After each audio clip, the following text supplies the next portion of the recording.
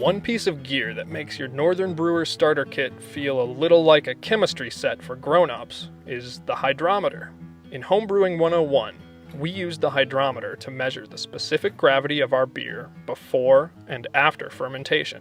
Let's dig a little deeper into how this thing works. A physicist would tell us that the hydrometer measures the gravity of our wort and beer. Another way to say that would be that it measures the density of our beer relative to the density of water.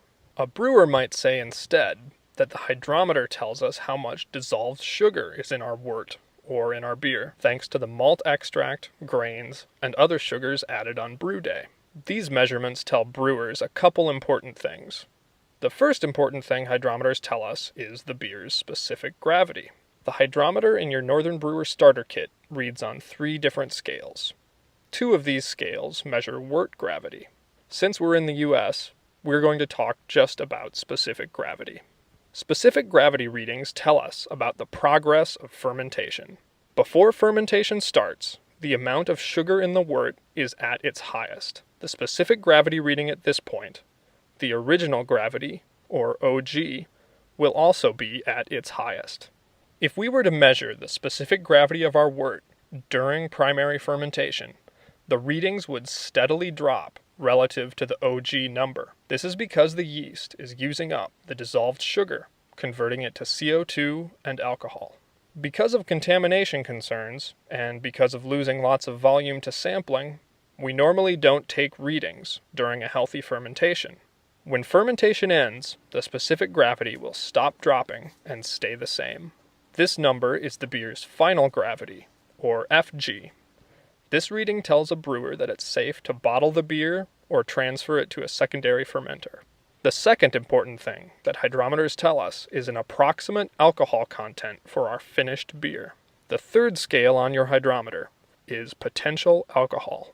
This scale gives us an idea of how much alcohol could be produced if all of the dissolved sugar was fermented by the yeast. Just like specific gravity, potential alcohol will be highest before fermentation, when there's lots of sugar, and at its lowest at the end of fermentation, when most of the sugar has been used by the yeast.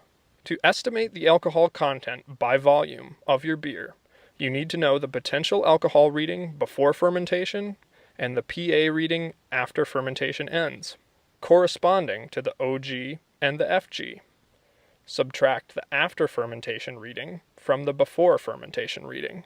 For example, our Caribou Slobber with OG 1.052 had an original PA of 7% before fermentation and a final PA of 2% after fermentation. 2 subtracted from 7 gives us an approximate ABV of 5% in the finished beer. Whew, that's a lot of theory. How do you actually take a hydrometer reading? First, you need a wort sample. Sanitize the beer thief that came with your starter kit and use it to fill a hydrometer test jar or the plastic tube the hydrometer comes in. Second, float the hydrometer in the sample. Give it a spin to make sure it's not sticking to the sides of the jar.